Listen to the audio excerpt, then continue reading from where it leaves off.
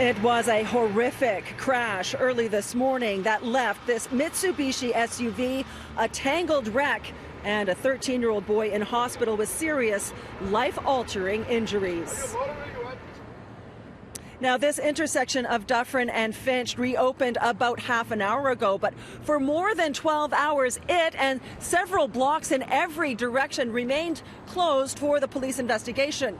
The crash happened at about 4:45 this morning when two 13-year-old boys allegedly stole the vehicle belonging to one of the teen's fathers and went on a high-speed joyride, which ended in catastrophe.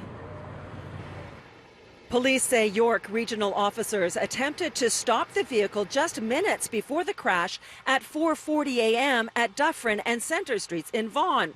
But they say the 13-year-old driver fled the scene. The boys were then seen tearing southbound on Dufferin.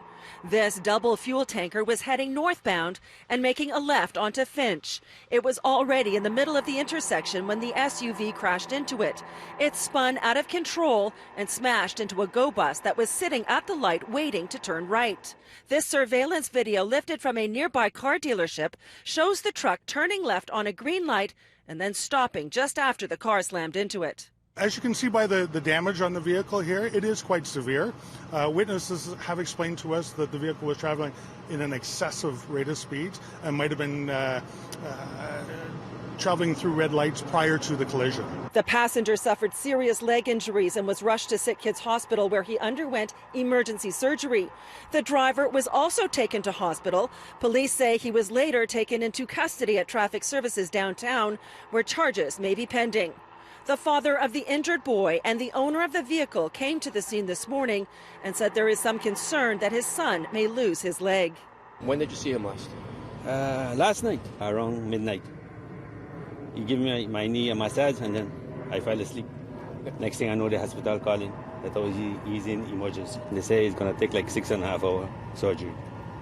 So I leave my wife there with him. Sir, was your son driving or was he the passenger? No, he was the passenger.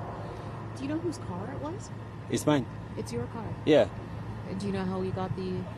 The key was in my jacket, in the jacket bag. I forgot it last night in my jacket. I never left it in my jacket.